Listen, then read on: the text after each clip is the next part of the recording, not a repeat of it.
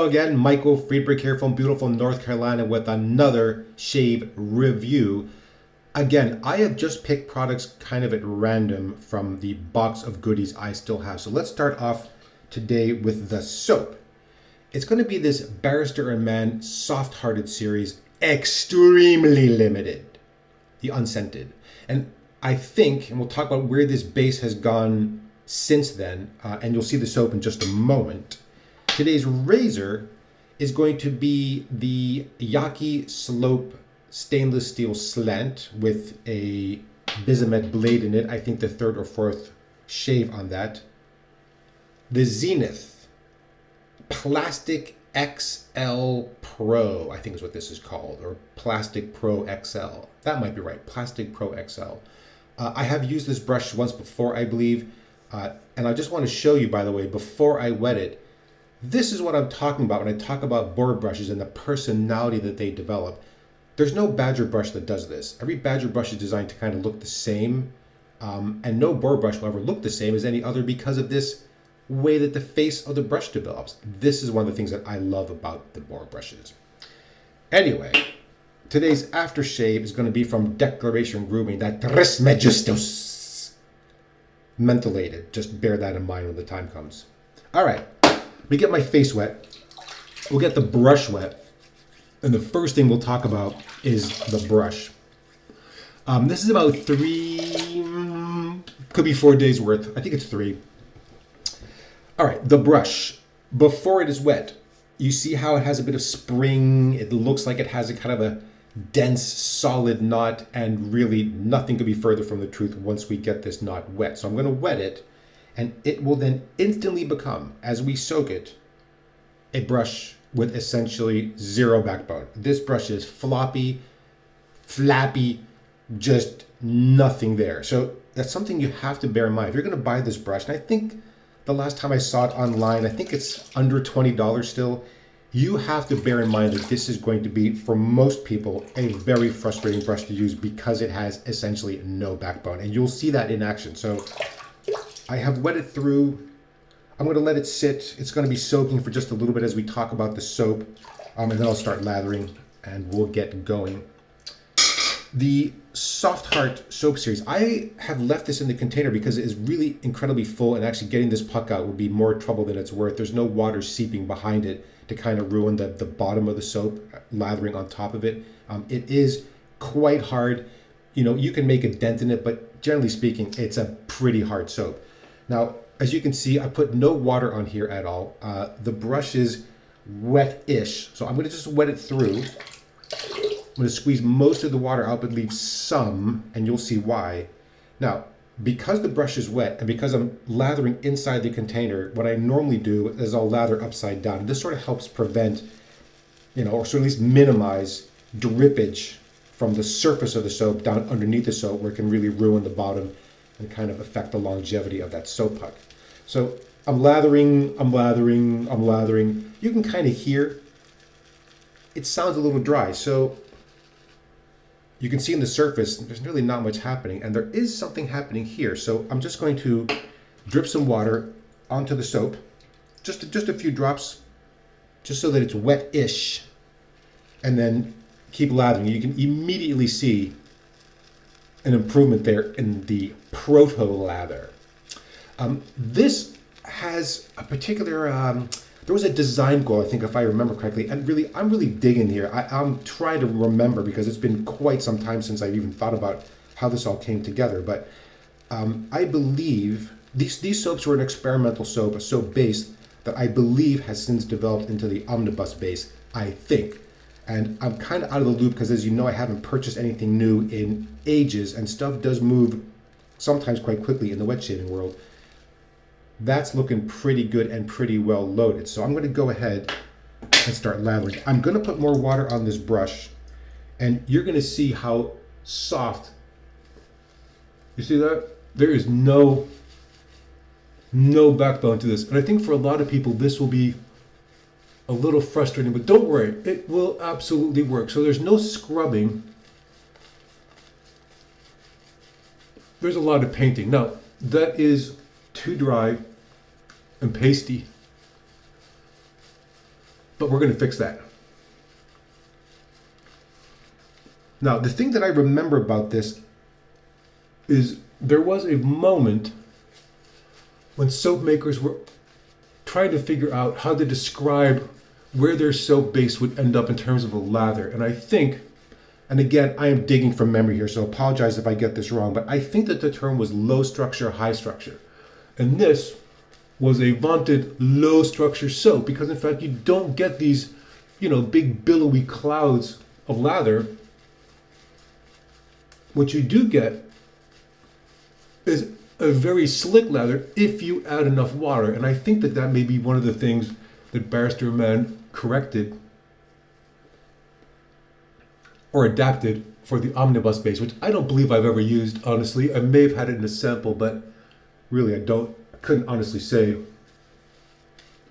Now, that is sounding pretty good, but I think it can take more water. So I'm just going to dip the tips, the brush in water, and just continue to paint. And you can see it's starting to get a bit of a glossy look, which is what I'm looking for. It's not going to be thick. You can get this to be a thick, dense lather. You'd have to load more soap than I did, and I think a brush with more backbone would make that a lot easier. All right, let us stop with the lathering right there. I'm going to do a 2-pass shave today. It's going to be with and I think against the grain. Let's see how it goes. All right, the Yaqi Slope Slant. I'm a big fan of slants. I think they really do work quite well. I think there's always people that want to sort of talk them down. It doesn't really make much of a difference. Well, there's people that have heavy beard growth, and when they find their right slant, often that's their razor for life. And I understand why, because they do absolutely tear through. This is slanted and torqued. It's not crazy torque, and I do have other slants where the torque is certainly much more visible. But this is heavy. It's 316 stainless steel, so the razor itself is heavy. It's a little head heavy, and I've paired it with this Yaqi handle. Very deep knurling on here. Easy to hold, no issues. All right, let's get started. I just had to be a little bit careful here because weather conditions, being what they are, skin is really dry right now.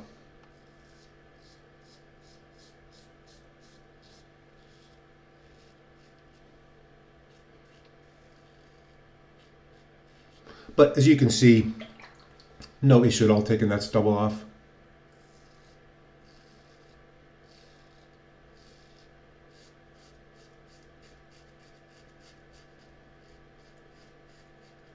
Soap is nice and slick. Again, I've always said this, you do not need a thick layer of lather, you need a slick layer of lather.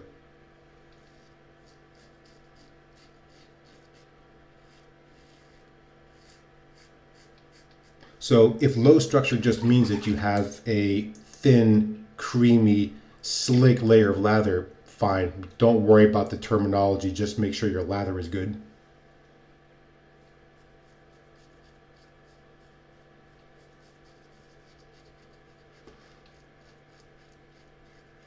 Just trying to adapt again, short strokes just to adapt to the hair growth pattern.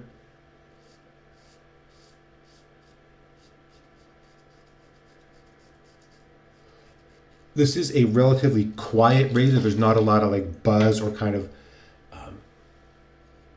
really strong audible feedback. If you're worried about shaving with a slant because you think it's going to be somehow harder than a regular razor, it's not at all. You just shave like it with like any other DE razor. The ones where the head itself were slanted in relationship to the handle, those I found harder to shave with. You actually had to sort of adapt and adjust there. I think this is a much better way to go.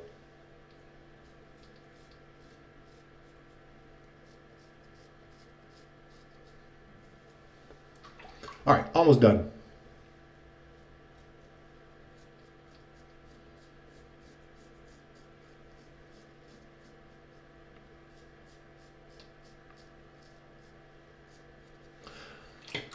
Residual slickness, just trying to shave over a spot where there isn't lather, is not that good. But honestly, it doesn't need to be. When you get it wet, now you can kind of feel how slick that soap really can be or should be. Now, next pass is going to be the against the grain. I'm not going to reload the brush. I think there's plenty of lather in here, but this lather will be thinner than the previous one. Again, I'm just going to paint it on. Soap is unscented. It just smells soapy. If you have been using the Omnibus base, I'd love to hear what you think of it. I was a big fan of the Glissant base. I thought that was very good, very easy to use, easy to lather. Didn't take too much water.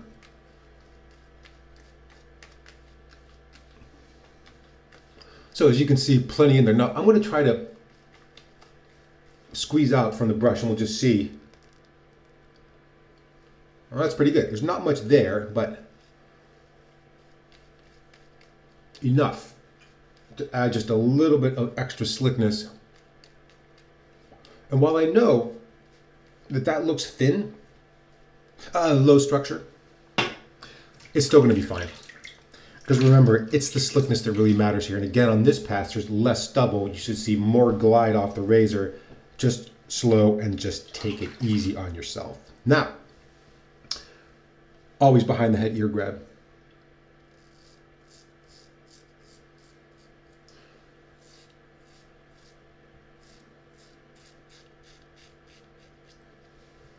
Does the elevated pinky make a difference?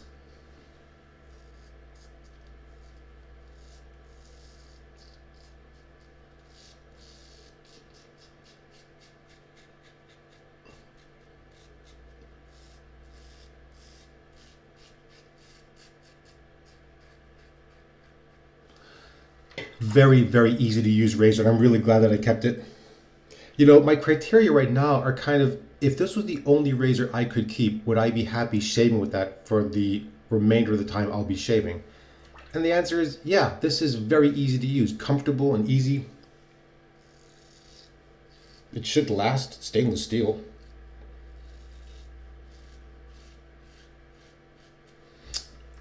All right, this right here, that is my perennial trouble spot. That's where if we're going to get irritation, that's where it's going to be.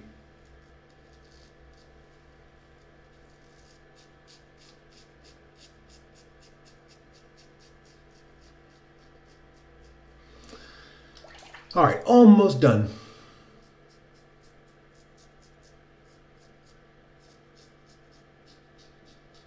Yeah, I really like this razor. I like the weight. It's just easy to use. It performs really well in a 2-pass shave. You're not doing anything different to really adapt to the head style or anything like that. You just shave with it.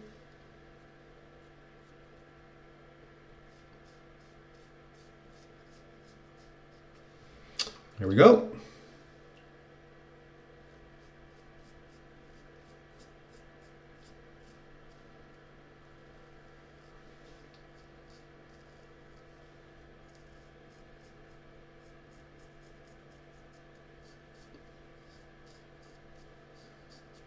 The other thing is that, you know, obviously the older you get, and I am getting older, your skin becomes a little looser, a little more flaccid, if you like.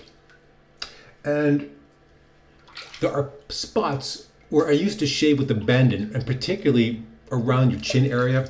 You just got to go slow, make sure that you're pulling your skin tight in the right way, but not too tight, because if it's too tight and you do catch it, skin's going to pop open more than you would otherwise like to see.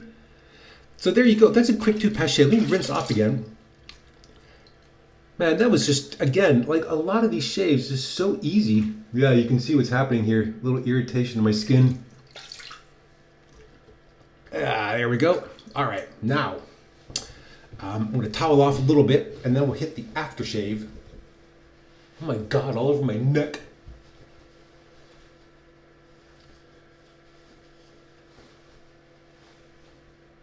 Yeah, nice. Now for post-shave for the soap, it is certainly not as drying as many, but I also don't feel in this particular base like a dramatic level like skin smoothness or hydration. I don't know that that was, or how well these early ones, versions of that soap, hit that mark.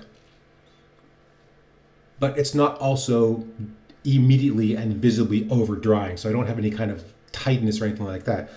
Very happily using that soap, and it's a hard puck, and I think it would last me ages based on how little you're using per shave. So very happy.